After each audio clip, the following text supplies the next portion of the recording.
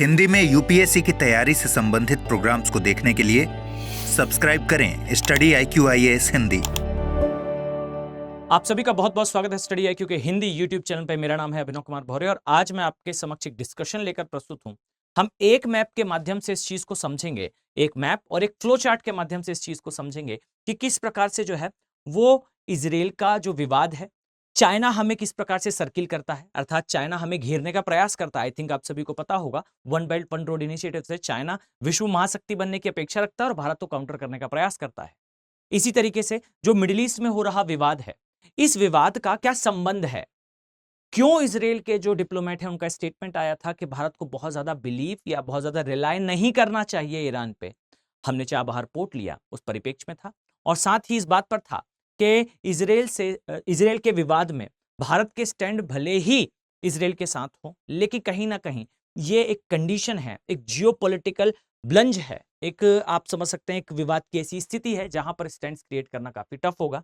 हम मैप के माध्यम से इसे समझेंगे और समझेंगे कि भारत से यूरोप के गलियारे, जिसे हम जो है आईमेक के नाम से जानते हैं, इसका क्या संबंध है इस पूरे विवाद के साथ। तो चलिए मैं स्टार्ट करता हूं, बहुत ध्यान से देखिएगा और मैं ये कोशिश करूंगा कि आपको सब बिल्कुल सिंपल मैनर में जो है वो इजीली समझ में आ जाए। तो चलिए सबसे पहले प्लॉटिंग स्टार्ट करते हैं। हम बेसिकली कौन सा पोर्शन प्लॉट करने वाले हैं, तो हम बेसिकली प्लॉट करने वाले हैं साउथ ईस्ट एशिया, साथ में जो है मिडिल ईस्ट और साथ में यूरोप। तो इसे बनाने का प्रयास करें और देखिए मेरा आपके सामने लाइव बनाने का ये उद्देश्य है कि आप इस चीज को समझें कि किस प्रकार से इसको आप अपने एग्जाम में अपनी कॉपी पर उतार सकते हैं, बिकॉज ये टॉपिक हॉट बर्निंग टॉपिक है। साथ ही यूपीएससी डेफिनेटली आज नहीं तो अगले वर्ष जो है आपसे डेफिनेटली प्रश्न पूछेगा। और याद रखिए इस तरीके से जो वे है डिलीवरी करने का, इट इज अ थोड़ा सा टफ पाथ टू डू। मैं इजीली यहां पर जो है एक मैप लगाकर भी उस चीज को एक्सप्लेन कर सकता हूं, बट सामने आपके प्लॉट करने का उद्देश्य केवल इतना होता है कि आप इस चीज को सीखें कि किस प्रकार से आप इसे एग्जाम में यूज कर पाएंगे। तो चलिए हम इसे स्टार्ट करते हैं। ध्यान से देखिएगा, ये है हमारा ग्रेट इंडिया, यहां आप देख पाएंगे ये है हमारा ग्रेट इंडिया। इस तरीके से आप इसे प्लॉट करेंगे। याद रखिए ये हमारा नॉर्थ ईस्टर्न पार्ट है। इस तरीके से आप ये जम्मू कश्मीर वाला पोर्शन को ड्रॉ कर पाएंगे। इस तरीके से आप चलेंगे, यहां पर आपको जो है भारत का राजस्थान वाला पोर्शन दिखाई देगा। इस तरीके से यहाँ आपको गुजरात वाला एरिया, और इस तरीके से चलते हुए आने पर आपको जो है ये पूरा पोर्शन इस तरीके से दिखाई देगा। ये ड्रॉ हुआ हमारा ब्रॉडर सेंस में इंडिया। अब इसी प्रकार से चलते हुए आएंगे तो यहाँ कहीं से जो है आपको दुष्ट पाकिस्तान का एरिया स्टार्ट होता हुआ दिखाई देगा। इस तरीके से आप चलते हुए जाएंगे तो यहाँ वो पोर्शन है जिसे हम जो है ये यहाँ पर हम प्लॉट करने वाले हैं अभी ईरान को। इसी तरीके से चलते हुए जाएंगे तो ये पोर्शन यहाँ से जो हमने ड्रॉ करना स्टार्ट करा है, याद रखें कि इसे कहा जाता है बेसिकली अरब का प्रायद्वीपीय क्षेत्र। और यहाँ से यहाँ पर ओमान आएगा, नीचे जो है वो यमन वाला एरिया आएगा। इसी तरीके से चलते हुए जाएंगे तो यहाँ आपको जो है वो दिखाई देगा कि ये जो मैं पेनिनसुला ड्रॉ कर रहा हूँ या मैं जो प्रायद्वीप ड्रॉ कर रहा हूँ, याद रखिए इसे कहा जाता है सनाई का प्रायद्वीप। और इस तरीके से जो है हम जब चलते हुए जाएंगे तो हमारा ये जो पोर्शन है ये बनकर रेडी हो जाएगा and this is called Africa वाला पार्ट। क्लियर? तो ये इस तरीके से जो है वो रेडी है।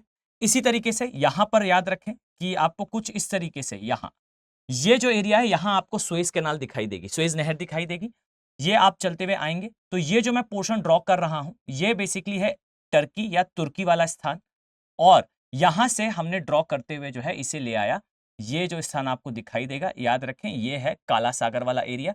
मैं मैपिंग वाले पार्ट में इसे पूरा डिस्कस कर चुका हूं। क्लियर? अब इसी तरीके से आप पाएंगे कि यहां से कुछ इस तरीके से आप जो है वो अफ्रीका वाले पोर्शन को ड्रॉ कर सकते हैं, बट पहले मैं जो है वो यूरोप को कंप्लीट कर दूं। इस तरीके से आप चलते हुए आएंगे तो यहां आपको दिखाई देगा ये जो पोर्शन है इसे कहा जाता है ग्रीस वाला एरिया। ये पोर्शन इस तरीके से ड्रॉ होगा। इसी तरीके से याद रखें कि आपको यहाँ पर जो है वो इटली दिखाई देगा, ये पोर्शन इस तरीके से। और इसी तरीके से चलते हुए आएंगे तो यहाँ आप मेनलैंड यूरोप पे एंटर करेंगे जहां आपको पश्चिमी यूरोप के देश और खासकर फ्रांस दिखाई देगा। और याद रखिए हमारा जो गलियारा है इसमें इसका बेहतर जो है वो उपयोग होगा, इसलिए अपनी अंडरस्टैंडिंग जो है वो बेटर रखिएगा। जस्ट अ सेकंड, मैं इसे रिकरेक्ट कर दूं और फिर हम कंटिन्यू करते हैं। तो कुछ इस तरीके से आपको ब्रॉडर सेंस में दिखाई दे रहा होगा। ये पोर्शन जो आप देख पा रहे हैं इसे कहा जाता है अफ्रीकन एरिया या जो अफ्रीका का महाद्वीपीय क्षेत्र है वो। अब यहां ध्यान से देखिए, ये जो पोर्शन आप ड्रॉ करेंगे इस तरीके से ये कहलाता है हमारा साउथ ईस्ट एशिया वाला पार्ट। ओके, यहां पर आपको दिखाई देगा ये है म्यांमार और चाइना वाला एरिया। अभी हम जो है वो एक बार इसे रेडी कर लें, फिर हम इस पर जो है और ज्यादा डिटेल में डिस्कशन करेंगे। जस्ट अ फ्यू सेकेंड, हम इसे थोड़ा सा जो है वो अपने रिक्वायरमेंट के अकॉर्डिंगली एडजस्ट करें, फिर हम जो है इस पे नेशंस प्लॉट करना स्टार्ट करते हैं। देखिए, ब्रॉडर सेंस में ये एक जो है मैप बनकर रेडी है। अब इसमें ध्यान से देखिएगा, अगर मैं आपसे कहूं कि कौन सा एरिया किस नेशन के अंडर में आएगा, तो इस तरीके से आप पाएंगे कि ये जो पोर्शन आप देख रहे हैं ये पाकिस्तान वाला एरिया है, इस तरीके से। क्लियर? अब इसी साइड आप देखेंगे यहां पर इस तरीके से ये ईरान वाला एरिया ड्रॉ होगा, और ये जो ईरान वाला पोर्शन आप देख रहे हैं, जस्ट अ फ्यू सेकेंड, ये जो पोर्शन आप देख रहे हैं, देखिए रफली आपको आइडिया होना चाहिए। अगर आप आईआर या ज्योग्राफी पढ़ रहे हैं तो आपको इस प्रकार की अंडरस्टैंडिंग काफी हेल्प करेगी चीजों को समझने में, और साथ ही एक्चुअल अंडरस्टैंडिंग डेवलप करने में कि किस प्रकार से जो है आंसर राइटिंग करी जाती है। अब ये एक पोर्शन बनकर रेडी है जहां पर आपको पाकिस्तान दिखाई देगा, यहां पर आपको ईरान दिखाई देगा, ये इंडिया दिखाई देगा, और इसी का एक संबंध है हमारे और यूरोप के जो कॉरिडोर है उसके साथ। इसे आईमेक के नाम से जाना जाता है, इंडिया मिडिल ईस्ट इकोनॉमिक, माफ कीजिएगा, India middle east Europe corridor. और इस कॉरिडोर में रोडवेज रेलवेज बनाए जा रहे हैं जो बेसिकली काउंटर है जो चाइना बना रहा है one belt one road initiative का।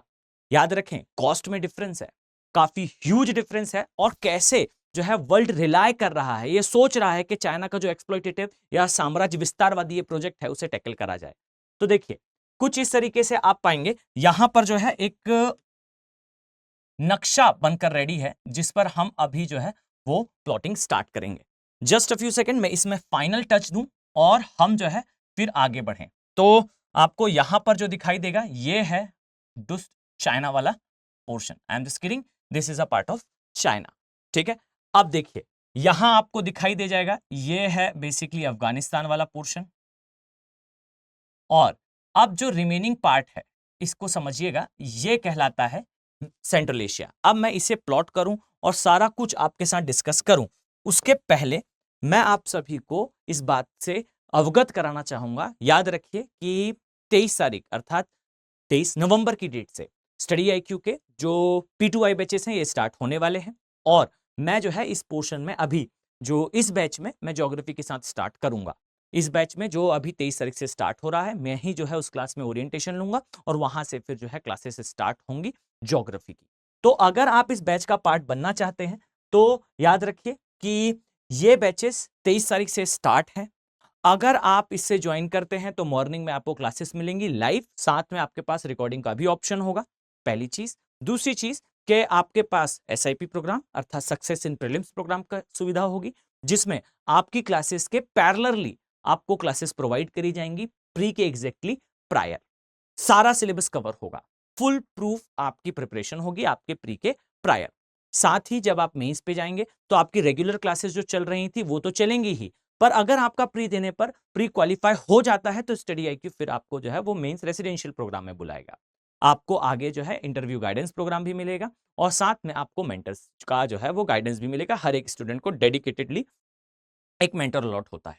तो मैं उम्मीद करता हूं कि आप सभी को मैं इन बैचेस में देखूंगा। देखिए, जो चीज आप यहां पढ़ रहे हैं उसका एक और एक्सटेंसिव फॉर्म एक रेगुलर बेसिस पे एक शेड्यूल्ड मैनर में आप सभी के पास आएगा। आप सभी उस चीज को परस्यू करेंगे अगर आप इन बैचेस का पार्ट बनते हैं। तो मैं स्पष्ट कर दूं, ये मेरी एडवाइस है आप सभी को कि अगर आप अफोर्ड कर पाए, और याद रखिए कॉस्ट बहुत ज्यादा नहीं है, ये कॉस्ट आपको मिल पाएगी अगर आप जो है वो फैकल्टी कोड का जो है वो यूज करते हैं तो। क्लियर? पर इस चीज का विशेष ध्यान रखें कि डेट 23 नवंबर की है, और ये आगे जो है आपको एक्सटेंड होती हुई शायद ना दिखे, तो आप थोड़ा सा प्रयास करें कि टाइमली इसे ज्वाइन कर लें। तो चलिए हम अपने डिस्कशन पर वापस आते हैं, और यहां हम देखते हैं कि किस प्रकार से आप जो है इसे इस स्थान पर प्लॉट कर पाएंगे और समझ पाएंगे। तो देखिए, पहले तो मैं बताऊं कि ये जो आप देख रहे हैं, चलिए इसे थोड़ा सा जो है हम फिलअप करते हैं और समझने का प्रयास करते हैं। जस्ट अ फ्यू सेकेंड, हम इसे एक बार जो है वो फिल करना स्टार्ट करें। तो ये देखिए, ध्यान दीजिएगा, ये जो है ये है ग्रेट इंडिया यानी कि हमारा एरिया। अब इसके साथ ही अगर मैं आपको बताऊं तो चलते जाएं, आपको अलग अलग देश दिखाई देंगे। यहां आपको दिखाई देगा ये है पाकिस्तान वाला एरिया, कुछ इस तरीके से। क्लियर। अब इसी तरीके से आप आगे जाएंगे तो आपको यहां पर जो है वो आपको दिखाई देगा, ये है ईरान वाला एरिया। क्लियर।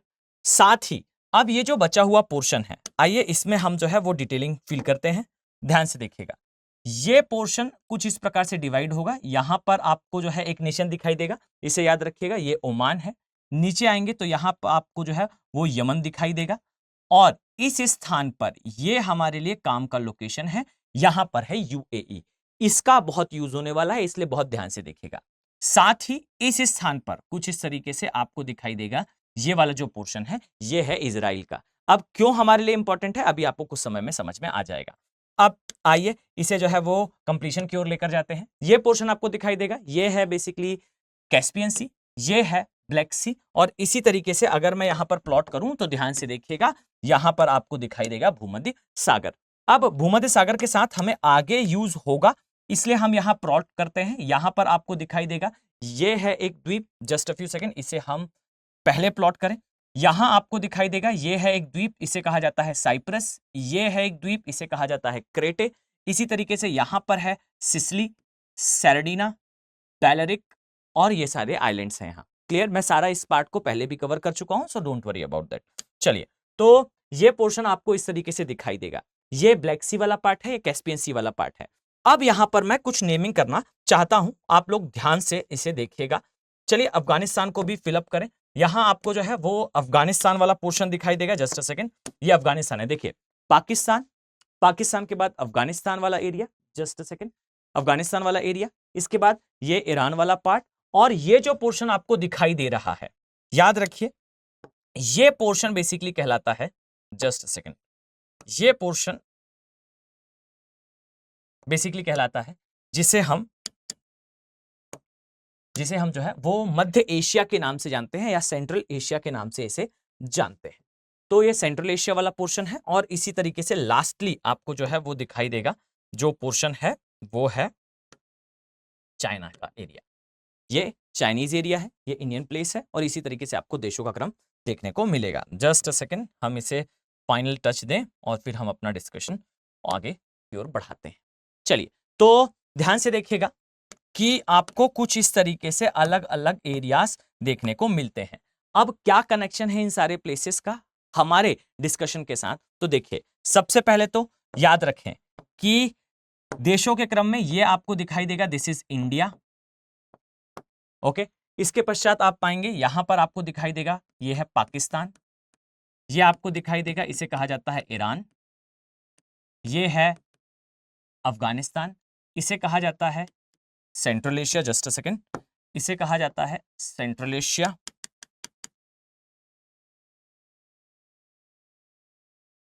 सेंट्रल एशिया, इसे कहा जाता है चाइनीज एरिया, या ये पूर्व चाइना वाला पार्ट है, ये कहलाता है south east Asia.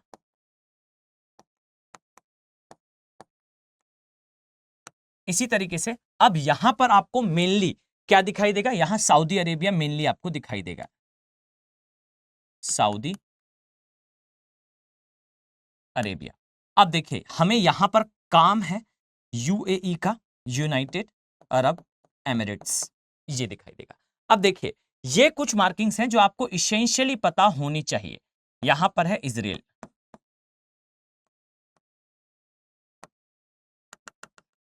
Just a second, मुझे थोड़े स्पेस की आवश्यकता होगी, इसलिए हम यहां पर नाम लिख लेते हैं। चलिए, अब ये जो है इसे कहा जाता है Greece, this is called Italy, और ये इस एरिया में यहां आएगा फ्रांस। तो देखिए क्या है इकोनॉमिक कॉरिडोर और क्या है इस सब चीजों का संबंध, तो अब एक एक करके समझना स्टार्ट करते हैं। तो सबसे पहले देखिए ये मैप आपके सामने बनकर रेडी है। अब इस मैप के माध्यम से आप आगे चीजों को और भी बेहतर तरीके से जो है वो समझ पाएंगे। जस्ट अ फ्यू सेकंड, मैं इसे जो है वो क्लियर कर दूं। ये ईरान वाला एरिया। अब यहां पर हम जो है वो कुछ चीजें ऐड ऑन करेंगे और इसे फिर समझने का प्रयास करेंगे। तो देखिए सबसे इंपॉर्टेंट चीज तो ये है, याद रखिए कि भारत से जो यूरोप जाने का एक गलियारा है, इस गलियारे का निर्माण के बारे में जो है वो सबसे पहले एक अवधारणा क्यों आई, तो इस चीज को समझिए कि चाइना ने एक प्रोजेक्ट चलाया था, ओके, इसे कहा जाता है OBOR, यानी कि one belt one road initiative. यानी कि ये वो प्रोजेक्ट है जिससे चाइना जो है अपने आप को डेवलप्ड और वर्ल्ड की सुपर पावर के रूप में देखने का प्रयास करता है। अब इसमें समझिएगा कि चाइना हर एक नेशन को तो एक्सटेंसिव लोन देता है, बहुत अधिक मात्रा में पैसा देता है, और ये शॉर्ट टर्म का लोन होता है, 10 15 20 सालों में जो है वो नेशन को चुकाना होता है। और इसी का एक पार्ट आपको दिखाई देगा जिसे कहा जाता है CPEC, China Pakistan economic corridor. आइए मैं इसे आपको थोड़ा सा इसका ब्रीफली एक अंडरस्टैंडिंग दूं तो देखिएगा, इस तरीके से आप पाएंगे ये है हमारा ग्रेट इंडिया। इस तरीके से आप चलते हुए आएंगे तो ये हमारा नॉर्थ ईस्टर्न पार्ट है, यहां आपको इंडिया का जो है रिमेनिंग पोर्शन दिखाई देगा, ये गुजरात वाला एरिया, और इस तरीके से जो है बनकर रेडी है हमारा इंडिया। अब देखिए चाइना किस प्रकार से जो है वो टैकल करता है। यहां पर एक रोडवेज और रेलवेज का नेटवर्क स्थापित करा जा रहा है जिसे जो है वो CPEC कहा जाता है। इसी तरीके से यहां पर पूरे एरिया में जो है वो OBOR की रोड का एस्टेब्लिशमेंट है। इसी तरीके से इस स्थान पर भी म्यांमार से होते हुए कॉरिडोर्स का निर्माण करने की चाइना बात करता है। यहां पर अलग अलग एरियाज में जो है वो बंदरगाह बाय करके, एग्जैक्टली मैं अगर कहूं तो यहां पर बंदरगाह, फिर यहां बंदरगाह। अब इस चीज को आप समझिए कि चाइना जो है इस तरीके से चीजों को कनेक्ट कर रहा है, और ये एक साइड पे भारत को सर्किल करना तो है ही, साथ ही दूसरी तरफ जो है वो सुपर पावर बनने का एक सपना है। अब ये सभी चीजें जब हमें पता है तो विश्व को क्यों नहीं पता? तो भाई विश्व को बिल्कुल पता है, और विश्व इसके अगेंस्ट जो है वो लेकर क्या आता है। तो चाइना के इस प्रोजेक्ट के अगेंस्ट में आप पाएंगे कि यूएसए ने 2021 में ही, ये चाइना ने प्रोजेक्ट लॉन्च करा था 13 में, यूएसए ने जो है 21 में ही एक प्रोजेक्ट चलाया था। अब समझिएगा यूएसए का जो प्रोजेक्ट था पहले उसे B3W के नाम से जाना जाता था। B3W का सिंपल सा मीनिंग अगर मैं आपको बताऊं तो बिल्ड बैक बेटर वर्ल्ड। ये चाइना का जो है प्रोजेक्ट के अगेंस्ट यूएसए ने इसे लॉन्च करा था, जिसे रीलॉन्च करा गया एक फॉर्म में जिसे कहा जाता है PGII, यानी कि partnership for global infrastructure and investment. अब कुल मिला के चाइना रोडवेज रेलवेज बनाएगा। अगर चाइना बनाएगा तो चाइना सुपर पावर की ओर बढ़ेगा। अब चाइना को काउंटर करने के लिए हम क्या करते हैं, तो हम भी जो है वो यूएसए के इस प्रोजेक्ट का पार्ट बनते हैं। इसमें यूएसए क्या कर रहा है, यूएसए ये कहता है कि नियर अबाउट 600 बिलियन $, 600 बिलियन $, का इन्वेस्टमेंट जो है वो लाएगा कौन, यूएसए। अब इसमें खुद यूएसए जो है वो लगभग 200 बिलियन $, देगा, और साथ ही नियर अबाउट 300 बिलियन $, जो है वो डायरेक्टली यूरोप से आएंगे। आप समझिएगा कि यूरोप और यूएसए मिलकर इस प्रोजेक्ट को चलाएंगे, और इस प्रोजेक्ट में जो है एक पोर्शन आपको दिखाई देगा जिसे कहा जाता है IMEC, अर्थात India, just a second, India middle east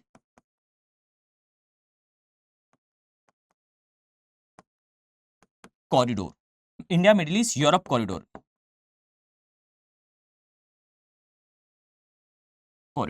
अब ये जो कॉरिडोर है, इस चीज को समझिएगा, ये जो कॉरिडोर है, ये कॉरिडोर स्टार्ट होता है फ्रॉम इंडिया और जाता है यूरोप तक, जिसे हम अभी प्लॉट करेंगे।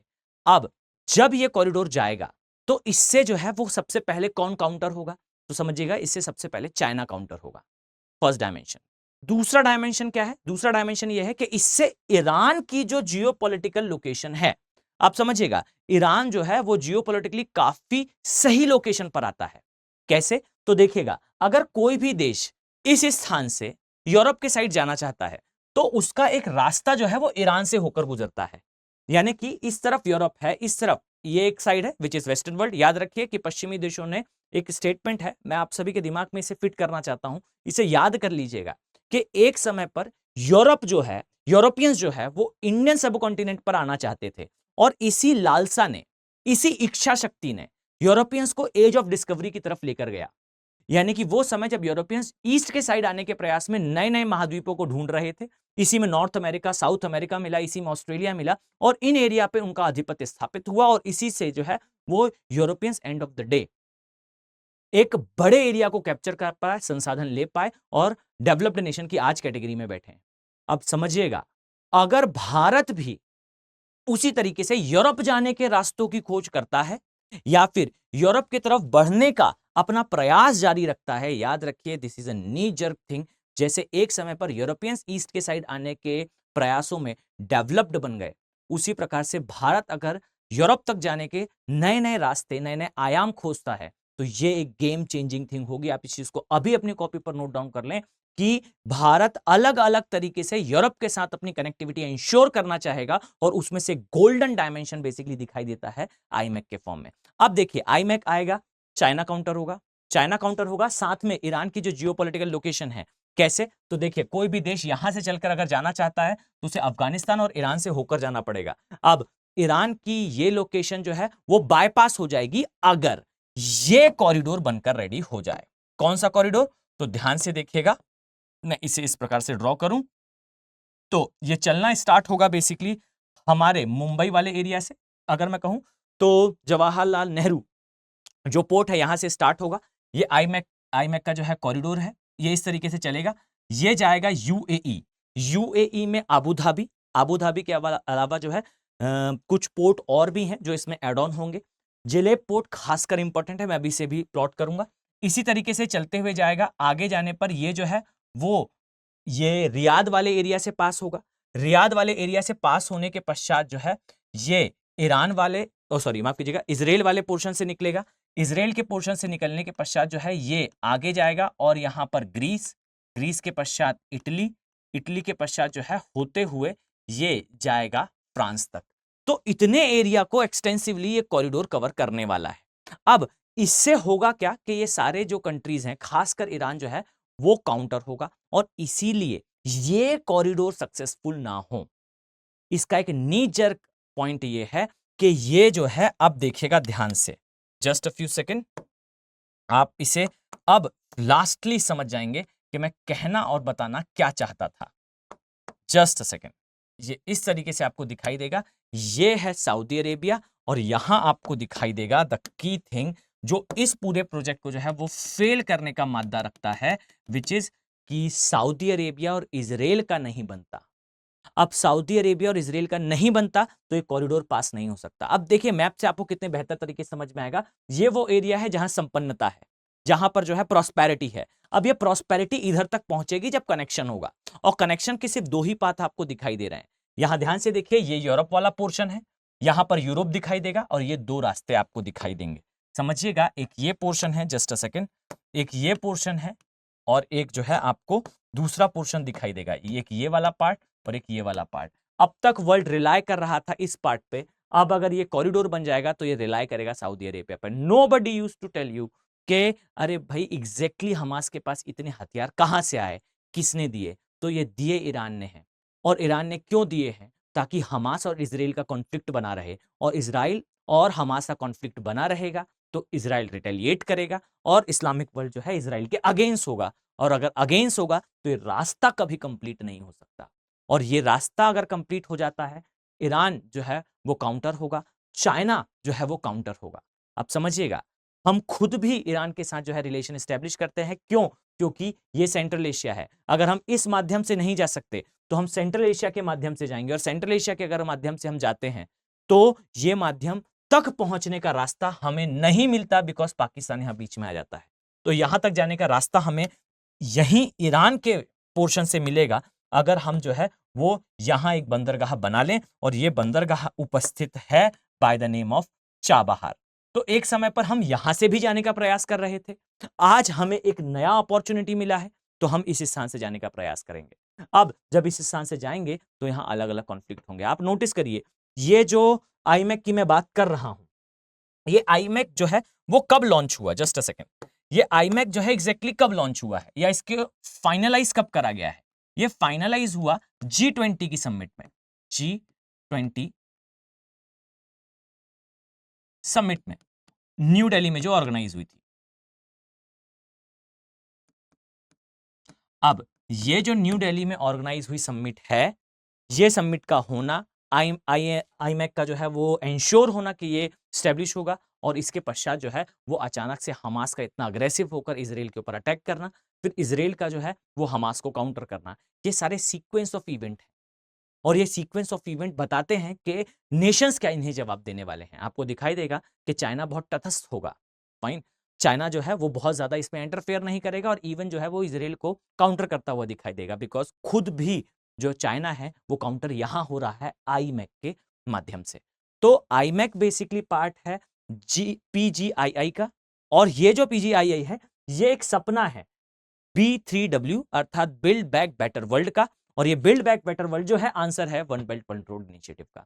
और one belt one road initiative को काउंटर अगर हमने करा तो याद रखिए कि आने वाले टाइम पे दावे के साथ मैं आपसे ये कह सकता हूं कि दो सुपर पावर जो है आपको दिखाई देंगे, एक यूएसए रहेगा, दूसरा कौन होगा ये डिपेंड करता है वो चाइना या इंडिया, इनमें से आने वाले 50 वर्षों में डिसाइड होगा। और ये एक रेस है जिस रेस में तेजी से दोनों ही देशन जो नेशंस हैं वो दौड़ रहे हैं।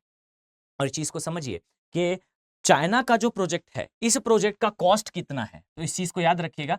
सीपीईसी एक पोर्शन है, इसका कॉस्ट है लगभग 1.3 ट्रिलियन यूएस डॉलर, फाइन। और ये जो यूएस डॉलर है याद रखिए, ये जो दूसरा प्रोजेक्ट है इसका कॉस्ट नियर अबाउट जो है वो 600 बिलियन है, ये काफी कम है। लेकिन चाइना का प्रोजेक्ट बेसिकली लोन पर डिपेंड करता है, और ये जो प्रोजेक्ट है या मैं कहूं आईमैक कह लूं या फिर जो है पीजीआईआई कह लूं, ये प्रोजेक्ट और भी ज्यादा इवॉल्व है, ये इन्वेस्टमेंट पर डिपेंड करता है। और ये जो इन्वेस्टमेंट वाला डायमेंशन है ना, याद रखिए डायमेंशन इंडिया के लिए हमेशा फेवरेबल रहता है, बिकॉज वर्ल्ड में इन्वेस्टमेंट के लिए सबसे फेवरेट नेशन की कैटेगरी में जो है वो इंडिया आता है। यानी कि भले ही ये कॉस्ट आपको इसके कंपैरिजन में कम दिखाई दे, बट ये याद रखिए कि ये जो कॉस्ट है ये कॉस्ट इंडिया को बहुत ज्यादा मिलने वाली है, बिकॉज आप समझिएगा कि इसमें से जो देश आपको दिखाई दे रहे हैं, यानी कि आपको इंडिया छोड़ दें तो इसके अलावा जो भी देश दिखाई दे रहे हैं, याद रखिए इन्हें डायरेक्टली बहुत ज्यादा पैसे की आवश्यकता नहीं है, प्रॉस्पेरिटी पहले से है। यानी कि जो इन्वेस्टमेंट होगा वो इंडिया के फेवर में ज्यादा होता हुआ दिखाई देगा। तो चलिए इसे जो है अगर मैं कंक्लूड करूं, इसे मैं अगर एंड करूं, तो एंडिंग कुछ इस प्रकार से है कि भारत का ये जो इकोनॉमिक कॉरिडोर वाला एरिया है, या फिर मैं कहूं ये जो कॉरिडोर वाला एरिया है, ये हमारे लिए एक एसेंशियल और एक बहुत ही इंपॉर्टेंट डायमेंशन है। G20 की समिट के बाद हमें मिला एक बेहतर मौका है। और फिर यहां पर इसराइल का कॉन्फ्लिक्ट होना और इस कॉन्फ्लिक्ट पर वर्ल्ड का जो है वो पोलराइज होना, ये हमारे लिए एक बड़ी समस्या का विषय है। तो आई थिंक आपको चीजें बेहतर तरीके से समझ में आई होंगी, आप इस चीज को समझ पाए होंगे कि ये क्या है और ये किस प्रकार से जो है वो ट्रिगर होता है। अगर मैं इसमें सही सही लोकेशंस आपको समझाऊं, यानी कि कौन कौन से एरिया इसमें आते हैं, तो ध्यान से देखिएगा। यहां पर आपको यूएई में कौन कौन से जो है पोर्शन दिखाई देगा, तो इसमें सबसे पहले याद रखिएगा भारत से तो आपको सीधा सीधा देखने को मिलेगा जो जवाहरलाल पोर्ट है वो वाला स्थान, यानी कि जवाहरलाल नेहरू बंदरगाह या पोर्ट। इसके साथ ही आपको जो है वो कांडला पोर्ट दिखाई देगा, या कांडला कह लीजिए बंदरगाह दिखाई देगा। इसी तरीके से जो यूएई है यहां पर आपको एक तो जो है अबू धाबी, साथ ही जेबेल अली,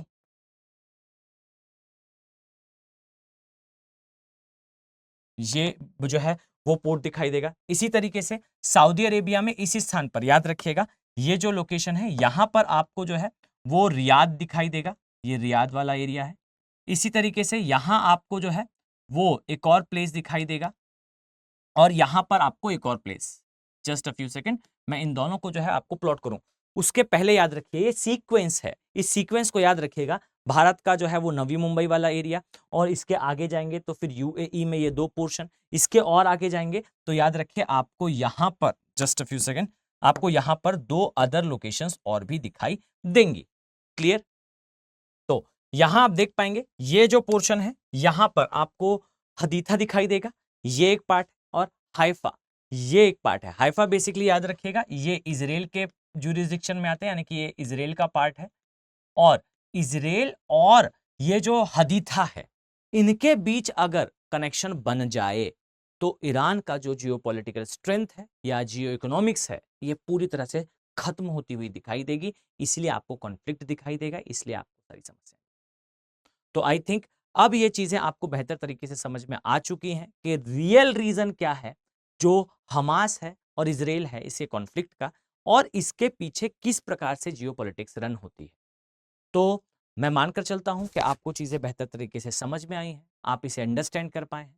याद रखिए ये एक ओल्ड स्कूल मेथड है टीचिंग की, इसलिए मैं चाहता हूं कि अगर आप प्रयास करें थोड़ा सा इसे पुश करने का, थोड़ा सा इसे शेयर करने का, तो डेफिनेटली हम ज़्यादा से ज़्यादा जो है स्टूडेंट्स तक पहुंच पाएंगे। और मैं एक चीज़ आपको क्लियर करूं तो जहां तक मेरा ऑब्जर्वेशन है भाई, मुझे ऐसा लगता है कि हिंदी मीडियम के स्टूडेंट तक बहुत अच्छा कंटेंट इस टॉपिक पर सामान्यतः यूट्यूब पर अवेलेबल नहीं है। अगर आप तक ये पहुंच रहा है तो एक रिस्पॉन्सिबिलिटी आपकी है कि इसे थोड़ा सा आप अप्रिशिएट करें, थोड़ा सा इसे शेयर करें। अगर आप इसे शेयर करते हैं तो डेली मैं जो है जियोपॉलिटिकल एक टॉपिक पर आपके समक्ष डिस्कशन लेकर आवश्यक रूप से प्रस्तुत होता रहूं। तो चलिए मिलते हैं इसी प्रकार से एक नेक्स्ट वीडियो में। Have a very nice day. Thank you. Hindi में यूपीएससी की तैयारी से संबंधित प्रोग्राम्स को देखने के लिए सब्सक्राइब करें स्टडी IQ IAS हिंदी।